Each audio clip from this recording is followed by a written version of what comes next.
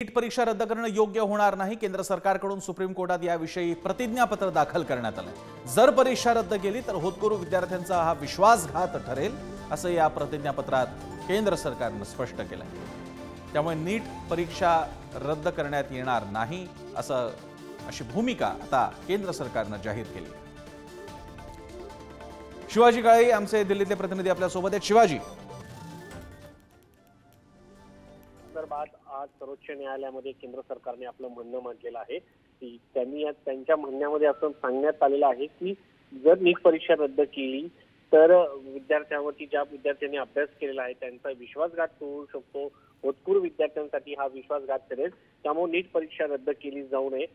5 मार्चला नीट परीक्षा झाली होती। त्या संदर्भात आता मोठ्या प्रमाणात आरोप होताना पाहायला मिळते। त्याला राजकीय वळण देखील मिळालेलं आहे।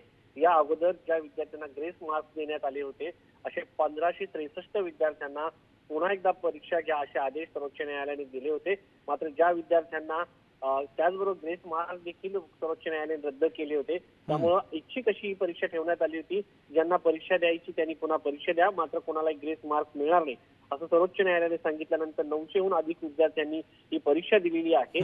मात्र आता या सगळ्या संदर्भात 8 जुलैला जी रेग्युलर सुनावणी होणार आहे त्यामुळे काही लोकांची धाकधूक, खास करून विद्यार्थ्यांची धाकधूक वाढलेली आहे। नीट परीक्षा पूर्णपणे जर सर्वोच्च न्यायालयाने रद्द केली तर या विद्यार्थ्यांना पुन्हा एकदा परीक्षा द्यावी लागेल, प्रोसेसला सामोरं जावं लागेल। त्यामुळे विद्यार्थ्यांची धाकधूक आहेच। मात्र सर्वोच्च न्यायालयाने गेल्या वेळेस ज्या पद्धतीने 1563 विद्यार्थ्यांचा पेपर पुन्हा एकदा घेतला होता त्यामुळे सरसकट परीक्षा होण्याची शक्यता कमी आहे। त्याचबरोबर सर्वोच्च न्यायालयामध्ये आज केंद्र सरकारने असं म्हटलेलं आहे की आमच्या चौकशीमध्ये मोठा काही घोटाळा या सगळ्या प्रकरणामध्ये आढळलेला नाहीये। त्यामुळे नीट परीक्षा रद्द करू नये अशी मागणी सर्वोच्च न्यायालयाने सर्वोच्च न्यायालयात केलेली आहे। आता सर्वोच्च न्यायालयामध्ये केंद्र सरकारने जी विनंती केलेली आहे त्या संदर्भात सर्वोच्च न्यायालय काय म्हणतं हे पाहणं महत्त्वाचं आहे। धन्यवाद शिवाजी, तुम्ही दिलेल्या या माहितीसाठी।